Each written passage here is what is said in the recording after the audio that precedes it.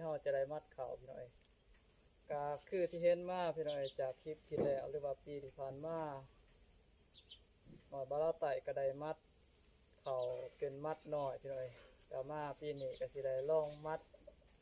เข่าเป็นมัดใหญ่พี่น้อยบ่ฮู้ว่าสิเป็นหรือบ่ทำสมัยกับบ่ท่านใดเคยมัดจักเทื่อแหละทำสมัยที่ผ่านมาก็เคยมัดแต่มัดอันนั้นมัดเข่ามัดน้อยทำสมัยเอา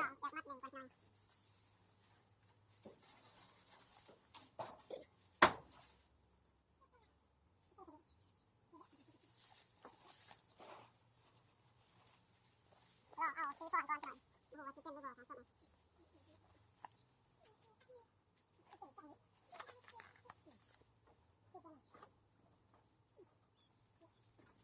นี่ก็ได้แต่ว่าแนมปันได้เท่าไหร่เพราะมันเป็นมัดใหญ่ครับอันนี้กับสีก้อนเท่าไหร่แต่ว่าทำใหญ่ปันได้เท่าไหร่อันนี้กับคือว่าตั้งๆกับใหญ่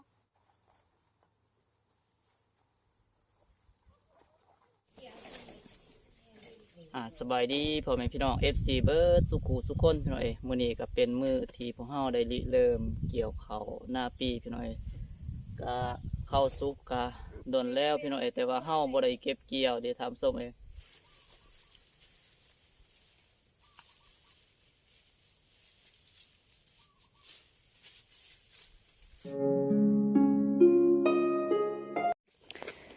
พี่น้อยตอนนี้ก็ใกล้สิหอดไห้หอดหน้าแล้วพี่น้อยตอนนี้กำลังหอดหน้าป่าพี่น้อยเห็นป่าหน้าป่าทางส้มเข้าหน้าของเพิ่นเนี่ยโอ้ยพี่น้อยก็ถือว่าดีพอสมควรแหละพี่น้อยปีนี้ทางนี้จะเป็นดีดหน้าใหม่พี่น้อยเม็ดเขาห่วงเขาก็บักยาวพี่น้อย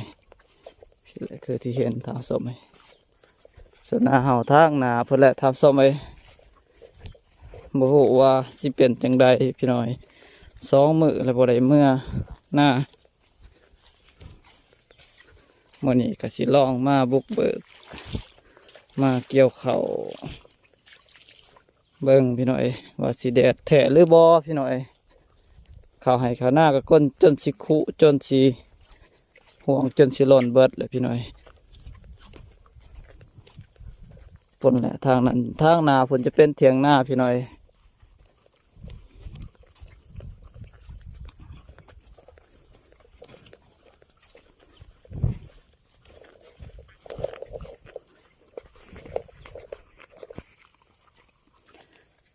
พี่น้อยไก่แล้วพี่น้อยไก่สิหอดเทือนไก่สิหอดหน้าถามส้มไหมนี่แหละพี่น้อยอันนี้จะเป็นเถียงหน้าพี่น้อยนี่พี่น้อยตอนนี้แหละสิได้เกี่ยวมือนี่ถามส้มไหมเบิ่งเอาพี่น้อยพี่โอ้ยพี่น้อยเซสายเซควายถามส้มไหมขึ้นเนื้อลงไตถามส้มไหมพูดแหละเกือบเต็มทงเบิดทงเลยพี่น้อยเขาที่สุกเหลืองถามส้มไหมพี่คือที่เห็นพี่น้อยเซสายเซคัวมื้อนี้บ่ฮู้ว่าสิแล้วหรือบ่ให้หนึ่งตัวนี้ถามส้มไหมบ่แล้ววะซาลาเพิ่นว่าบ่แล้วดอกพี่น้อยนี่แหละพี่น้อยเข้าให้เขาหน้าพี่น้อย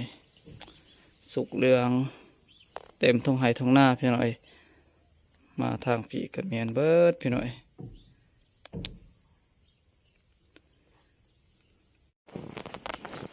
สาวลาเพิ่นก็ได้กาเกียบพี่น้อยโมแหกแต่กระโปะโกเกียวพี่น้อยออกมาถามส้มบ่ฮู้แหละ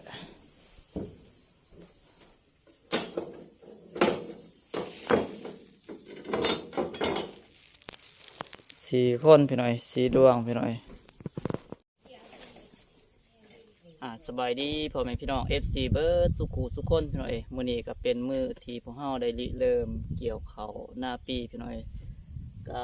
เข้าสุกก็โดนแล้วพี่น้อยแต่ว่าเฮาบ่ได้เก็บเกี่ยวเดี๋ยวทำส้มเองเนื่องจากว่าดินฟ้าอากาศหรือว่าฝนฟ้าอากาศบ่อำนวยความสะดวกพี่น้อยกับมาฮอดมื้อนี้ก็ถือว่าแดดออกมาก็แจ่มแจ้งดีพี่น้อยบ่ฮู้ว่าสิฮอดจักมื้อพี่น้อยเข้าที่สุกแท้ก็ประมาณอยู่3-4 ไร่ทำส้มเองก็ มื้อนี้ก็เป็นมื้อที่พวกเฮาได้ริเริ่มเก็บเกี่ยวข้าวหน้าปีพี่น้อยพี่แหละมาเกี่ยวตัวนี้ก็เป็นไฮแลกถามส้มเอง จะอีเกี่ยวกับแมว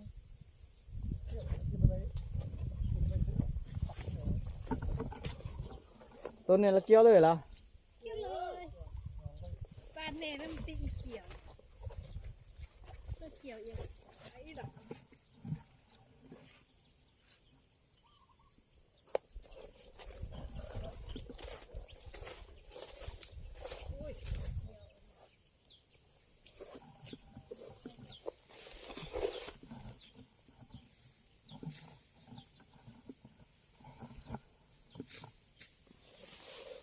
มาพี่น้อยสิมาเริ่มต้นนี้คือแนวบ้านมาก็เยอะแล้วเห็น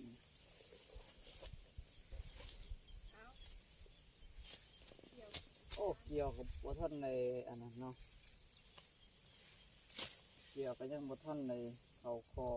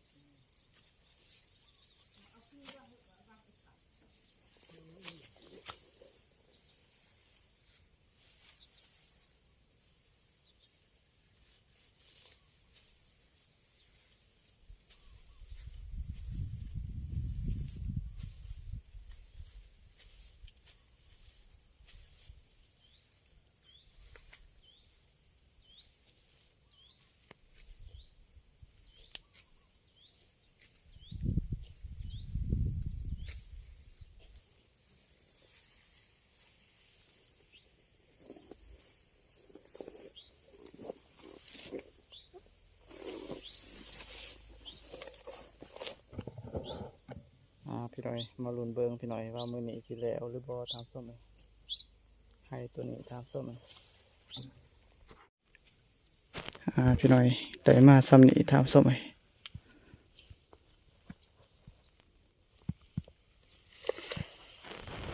น่าจะกำลังเข่งพี่น้อยพี่น้อยตอนนี้ก็เกือบแล้วให้หนึ่งพี่น้อยยังแต่บอนมันบ่ทันสุกพี่น้อยโตสุกบ่ทันปานใดพี่น้อย โตสุกแท้เฮาก็เกี่ยวเลยพี่น้อยโตยังบ่ทันสุกนี่เฮาก็ปะวางไว้ทางส้มไอ้ยานหมอดมากัดมาเจาะทางส้มไอ้พี่แหละก็ถือว่าตอนนี้ก็10 โมงปลายทางส้มไอ้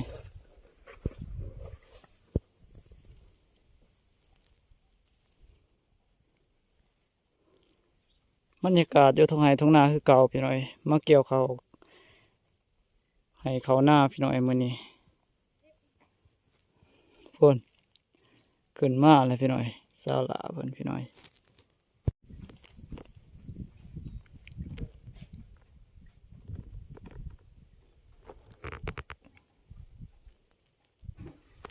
มื้อนี้ก็ถือว่าแดดแท้แดดว่าถามส้มเลยโอ้พี่น้องคือสิแห้งอยู่ถามส้มเลยเข้าที่พวกเฮาเกี่ยวมื้อนี้ถามส้มแต่เสียดายพี่น้องเอ้ยเฮาบ่มีกำลังแห้งที่จะเกี่ยวอีกให้ต่อไปพี่น้อยเพราะว่ามันแดดแห้งพี่น้อยก็เมื่อยก็สิได้พักผ่อนถามส้มเอ้ยละหลังจากนั้นน่าจะเป็นมื้ออื่นพี่น้อยที่เฮาจะได้บุกเบิกต่อมื้อนี้ก็สิได้มามัดเขาตัวนี้ตอนแรงพี่น้อยแล้วก็คนมากองไว้ถามส้มก็ยังอีกประมาณ3 ไร่พี่น้อยยังอีก3 ไร่รวมๆพี่น้อยตัวนี้ก็บนนี้ก็ครึ่งหนึงข้างนั้นก็ครึ่งหนึงพี่น้อยบนกลางนี่ก็เป็นเขากำลังถอกมาพี่น้อยแต่ทางนั้นไร่หนึงแล้วก็ทางนั้นอีกไร่หนึงถัดจากนั้นก็ครึ่งหนึงพี่น้อยไปทางนั้นอีกกำลังสีสุกถามส้มไปน่าจะได้เก็บเกี่ยวเลยพี่น้อยถ้าว่าแดดออกมาเลยถามส้มเลย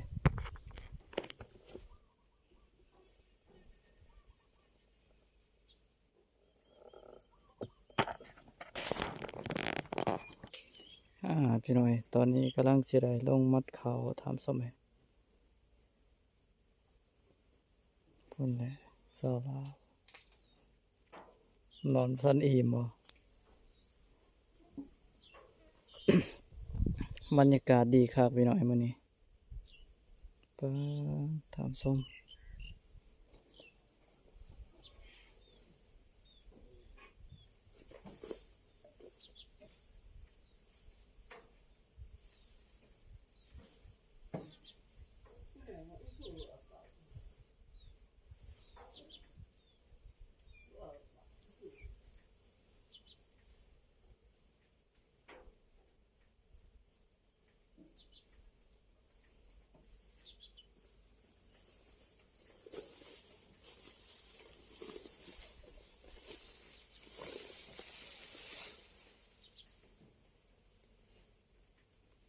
นี่แหละทำส้มเลยอันนี้จะเป็นต่อที่เฮาจะได้มัดเขาพี่น้อยก็คือที่เห็นมาพี่น้อยจากคลิปที่แล้วหรือว่าปีที่ผ่านมาหน่อยบาราไต่ก็ได้มัดเขาเป็นมัดน้อยพี่น้อยก็มาปีนี้ก็สิได้ลองมัดเขาเป็นมัดใหญ่พี่น้อยบ่ฮู้ว่าสิเป็นหรือบ่ทำส้มไอ้กับบ่ท่านใดเคยมัด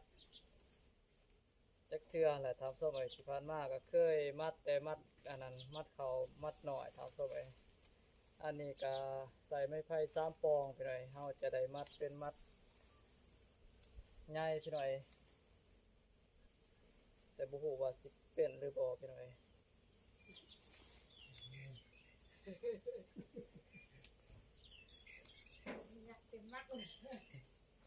โอ้ตอกกระบมันครับ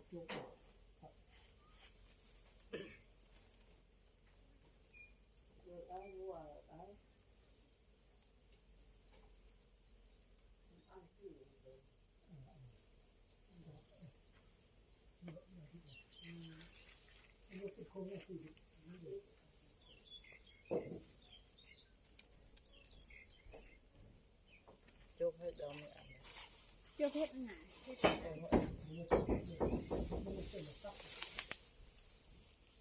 สิลองอยากมัดหนึ่งก่อนพี่น้อย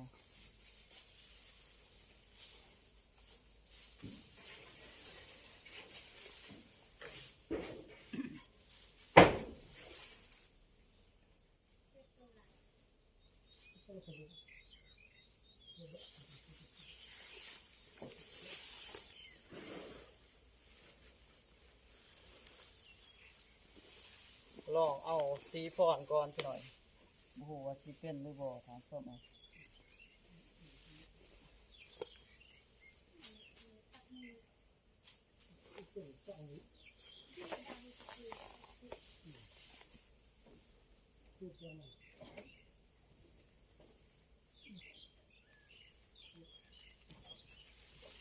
นี่แหละพี่น้อยกับบ่แนนปันไดพี่น้อยเพราะว่ามันเป็นมัดใหญ่ถามส้มเลยอันนี้ก็สีพรพี่น้อยกับบ่ทันไงปันไดพี่น้อยก็อันนี้ก็คือว่าซ้ำจ้างไปพี่น้อย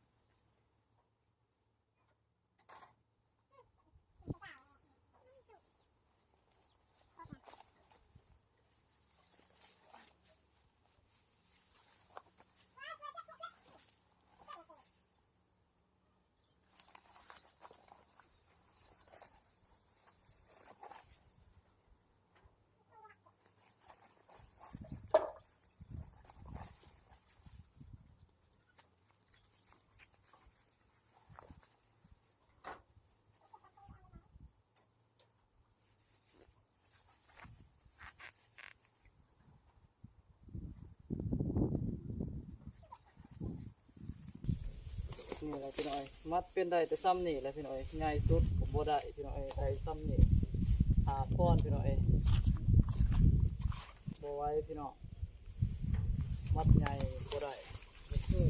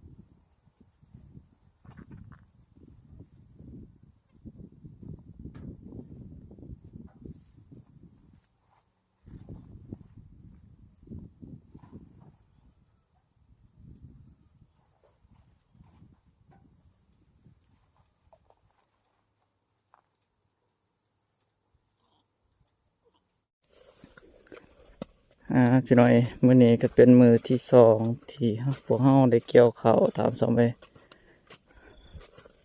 ก็มื้อดีก็บ่แดดปานใดพี่น้อยมีบดแหน่แดดแหน่พี่น้อยตอนนี้ก็9 โมงยังตามสมัย